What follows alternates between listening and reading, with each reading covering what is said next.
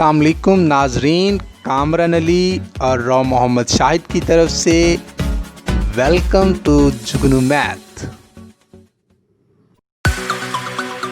जुगनू math एक ऐसा platform जहां आप सीख सकते हैं 9th और 10th क्लास का मैथ।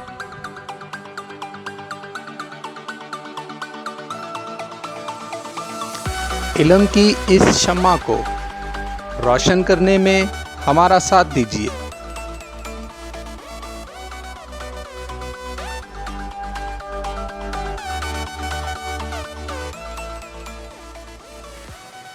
हमारी हौसला अफजाई के लिए हमें सब्सक्राइब, लाइक और शेयर करना मत भूलिएगा।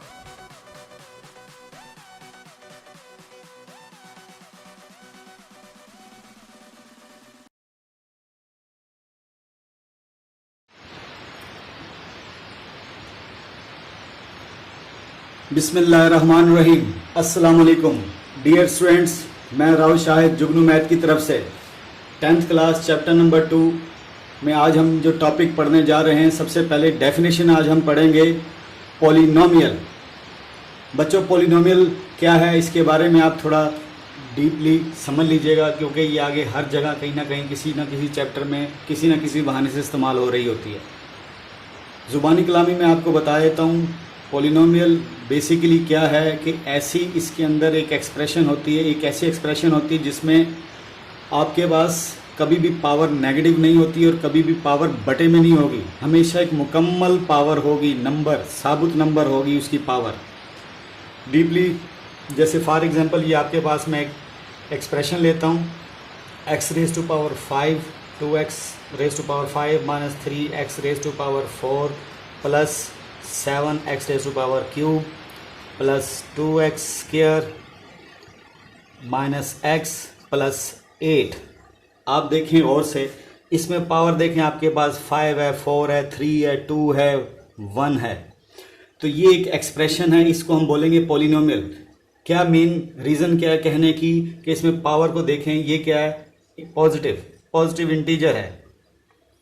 पॉजिटिव इंटीजर ये कभी नेगेटिव नहीं होनी चाहिए। फॉर एग्जांपल आपके पास यहाँ पर एक और मैं पॉलिनोमियल लेता हूँ, 2x raise to power minus 7 plus 4x square plus 3 plus 3x plus 1। आप बोलेंगे यहाँ पे गौर से देखिएगा पावर क्या है स्टूडेंट, नेगेटिव। तो आप बोलेंगे ये पॉलिनोमियल नहीं है, ये जस्ट पॉलिनोमियल। ये पूरी एक्सप्रेशन इसमें देखें पावर मुकम्मल एक इंटीजर है। तो इसका मतलब क्या हुआ, ऐसी एक्सप्रेशन जिसमें वेरिएबल की पावर क्या हो, एक पूरा साबुत इंटीजर हो, नेगेटिव ना हो और फ्रैक्शन में भी ना हो। इसी तरह मैं एक एग्जांपल और लेता हूँ, x raise to power minus 7/2 plus x raise to power 1/2 plus x3 plus 5x plus 8।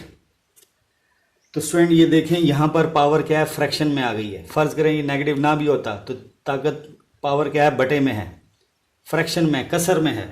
तो पावर कभी बटे में नहीं होनी चाहिए। तो आप बोलेंगे ये पॉलिनोमियल नहीं है, ये भी पॉलिनोमियल नहीं है, सिर्फ ये पॉलिनोमियल है आपके पास। क्यों, यहाँ पर ताकत देखें, पावर आपके पास क्या है, 5 है, 4 है, 3 है, 2 है, 1 है। यहाँ कुछ नहीं है, तो यहाँ भी वेरिएबल की पावर स्टूडेंट आप अपने पास से समझ लें 0 है, क्योंकि जिसकी पावर 0 है 1 होती है। तो इसकी डेफिनेशन में देखें non integer, non negative non integer exponents कहा गया है। अब स्टूडेंट मैं डेफिनेशंस की तरफ आता हूं इसकी। अब polynomial is an expression, polynomial एक ऐसी एक्सप्रेशन है। एक्सप्रेशन में आपको पिछले लेक्चर्स में बता चुका हूं कि एक्सप्रेशन क्या होती है, सम ऑफ टर्म्स, टर्मों की कलेक्शन को हम क्या बोलते हैं, एक्सप्रेशन। जैसे ये एक टर्म है, ये एक टर्म है, ये एक टर्म है, ये एक टर्म है, ये एक टर्म है, ये एक टर्म है। तो ये टर्मों की कलेक्शन है, तो इसे आप बोलेंगे सम ऑफ टर्म्स। बेसिकली ऑपरेशन आपके पास एडिशन ही है, तो ये हम इसे लिख सकते हैं प्लस यहाँ पर माइनस के साथ। तो ये सम ऑफ टर्म, तो आप इसे ऐसे माइनस इसको दे दें। तो सम ऑफ टर्म्स है, सारी की सारी टर्मों की आपके पास क्या है, सम। टर्मों की क्या है, सम। उसे हम क्या बोलेंगे, एक्सप्रेशन। उसे हम क्या बोलेंगे, एक्सप्रेशन। तो ये स्टूडेंट आपके पास क्या है, मैंने आपको डेफिनेशन बताने जा रहा था, पॉलिनोमियल इज एन एक्सप्रेशन। तो ये एक एक्सप्रेशन है। एक्सप्रेशन की डेफिनेशन मैंने आपको क्या बताई कि टर्मों, सम ऑफ टर्म्स, टर्मों का सम। तो ये एक टर्म है, ये एक टर्म है, ये टर्म सम है। अब स्टूडेंट मजीद आ गया कंसिस्टिंग ऑफ वेरिएबल्स, यानी एक्सप्रेशन में क्या होने चाहिए, वेरिएबल होने चाहिए, कोफिशिएंट होने चाहिए that involves only the operations, और उसके अंदर ऑपरेशन कौन से होंगे जो मैथमेटिकली इन्वॉल्व होंगे। एडिशन हो सकता है, सब्ट्रैक्शन हो सकती है, मल्टीप्लिकेशन हो सकती है। इधर देखें 2 मल्टीप्लाई हो रहा है तो मल्टीप्लिकेशन आ गई, उसके बाद एडिशन, ये एडिशन आ गई, उसके बाद सब्ट्रैक्शन भी हो सकती है। तो बेसिकली उसने क्या कहा है, पॉलिनोमियल इज एक्सप्रेशन है कंसिस्टिंग ऑफ द वेरिएबल्स, जिसमें वेरिएबल हैं, कोफिशिएंट्स हैं, ठीक है। उसके बाद उसमें ऑपरेशन इन्वॉल्व हैं, addition, subtraction, multiplication, and specially जो मेन जिस बात पे फोकस किया जा रहा है, ये non negative integer. Non negative integer क्या होते हैं स्टूडेंट, तो हम पिछले जो स्टार्ट के लेक्चर्स में हम पढ़ चुके हैं बेसिकली 0, 1, 2, 3, 4। तो ये स्टूडेंट आपके पास क्या है, सारे के सारे नॉन नेगेटिव इंटीजर यानी होल नंबर। इस चार्ट आप कह सकते हैं सेट ऑफ होल नंबर। इन्हें नॉन नेगेटिव इंटीजर इसलिए कहा गया है कि ये सारे क्या हैं, नेगेटिव नहीं हैं। तो 0 भी हाथ खड़ा करता है कि मैं नेगेटिव नहीं हूं, इसलिए इसकी डेफिनेशन में नॉन नेगेटिव का वर्ड यूज किया गया है। 0, 1, 2 ये स्टूडेंट गौर से देखें, ये एक पोलिनोमियल है। तो पोलिनोमियल की डेफिनेशन आपने क्या जहन में रखी कि ऐसी एक्सप्रेशन जिसमें पावर नेगेटिव हो और पावर बटे में हो यानी कसर में हो, तो समझ जाइएगा वो पोलिनोमियल नहीं है। तो जिसमें पावर, ऐसी एक्सप्रेशन जहां पे आपके पास हमेशा वेरिएबल की पावर क्या हो, पॉजिटिव हो और या 0 हो यानी नॉन नेगेटिव इंटीजर हो इन शॉर्ट, तो आप बोलेंगे वो पोलिनोमियल, वो एक्सप्रेशन क्या एज ए पोलिनोमियल। स्टूडेंट इसमें देखें तरतीब से भी पावर है। अगर पावर फर्ज करें दरमियान में मिसिंग है, फर्ज करें आपके पास ये चीज़ नहीं है, मैं अपने पास से बताता हूँ। फर्ज करें एक और ले लेते हैं, x की पावर 4 - 3x + 7। तो आप बोलेंगे ये भी एक एक्सप्रेशन है, लेकिन इसे भी बोलेंगे पोलिनोमियल। आप बोलेंगे इसमें 4 पावर नहीं है तो नहीं है, लेकिन आप ये कंसीडर करें जो है पावर वो पॉजिटिव इंटीजर्स हैं। इसका मतलब ये भी एक एक्सप्रेशन है जो कि पोलिनोमियल है, ये भी पोलिनोमियल है स्टूडेंट। तो आपको क्या आइडिया हुआ पोलिनोमियल की डेफिनेशन की, ऐसी यानी वेरिएबल की ऐसी एक्सप्रेशन जिसमें वेरिएबल पावर हमेशा क्या हो, पॉजिटिव नंबर हो या 0 हो। 0 पॉजिटिव नंबर को शॉर्टकट आपने क्या नाम दिया, non negative integer. Exponents power को कहा जाता है। तो अब नेक्स्ट डेफिनेशन की तरफ हम चलते हैं।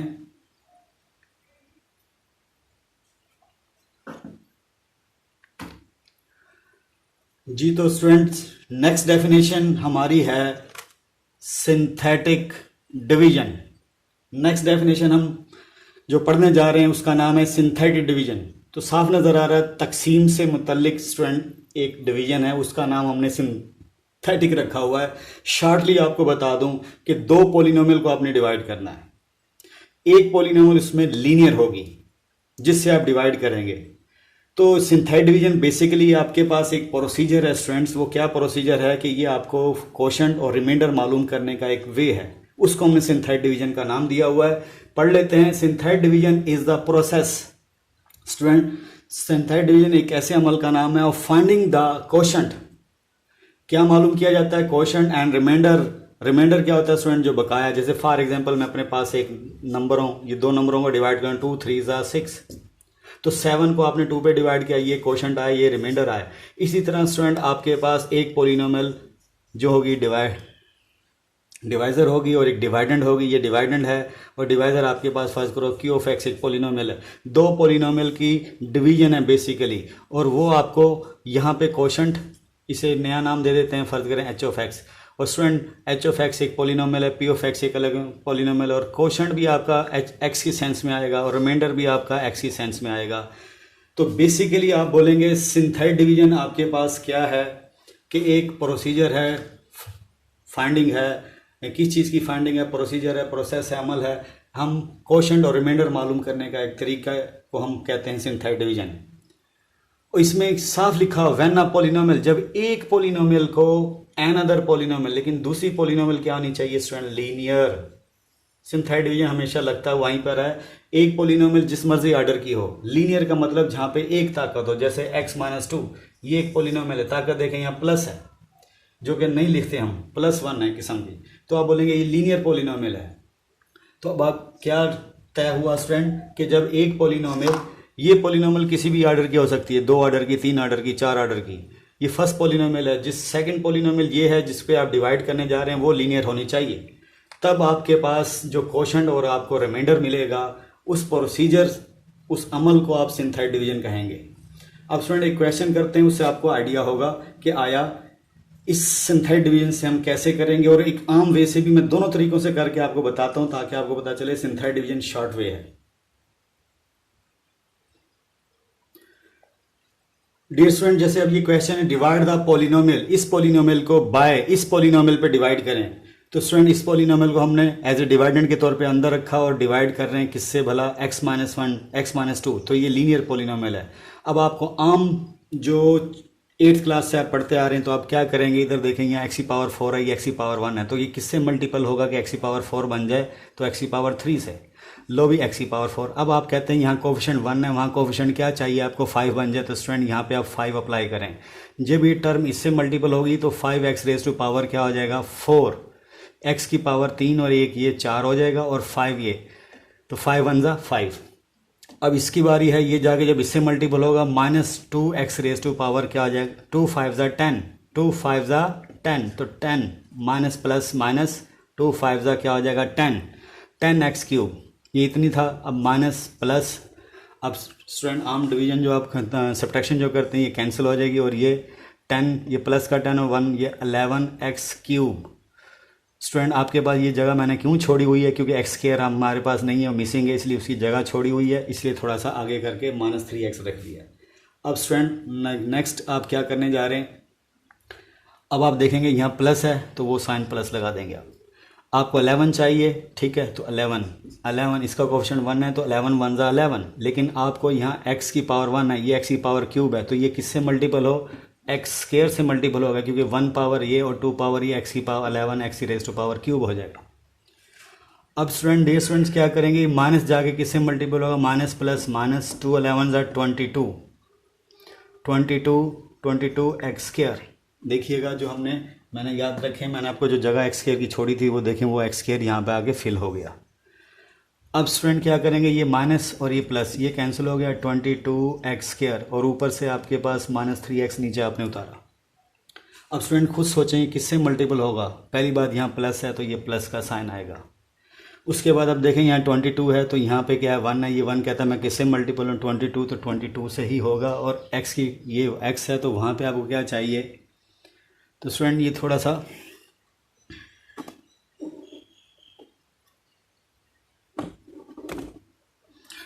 अब स्टूडेंट यहाँ पे देखिएगा 22 तो आ गया, ये x⁴ है, x² है, तो स्टूडेंट यहाँ मैं x से मल्टीपल करूँगा तो ये क्या हो जाएगा 1 पावर ये और 1 पावर ये 22x² हो जाएगा।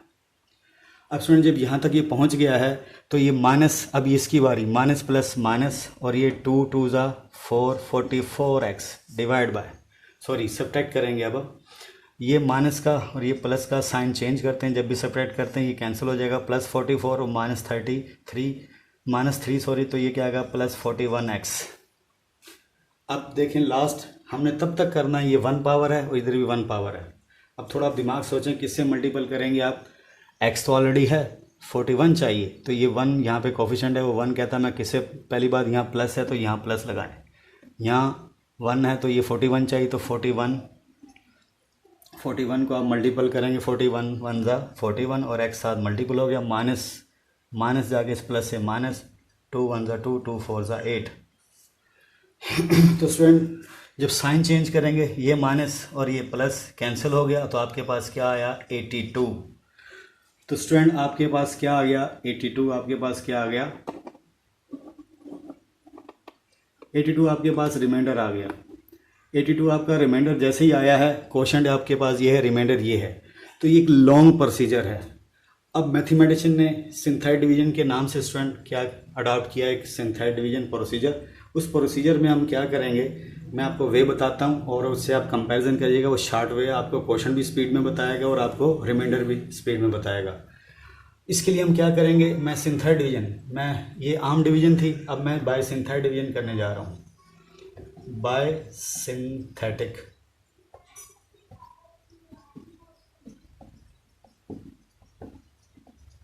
तो इसमें स्टूडेंट हम क्या करेंगे, सबसे पहले ये आपके पास फर्स्ट पॉलिनोमियल है, इसके कोफिशिएंट्स को लिखना शुरू करेंगे। सबसे पहले देखें मैक्सिमम पावर 4 है, उसका कोफिशिएंट क्या है 5। एक्स की पावर तरतीब से चलना है अपने, यहाँ 4 है तो फिर 3 भी है, तो 3 का कोफिशिएंट यहाँ पर क्या है 1, वो यहाँ लिखेंगे।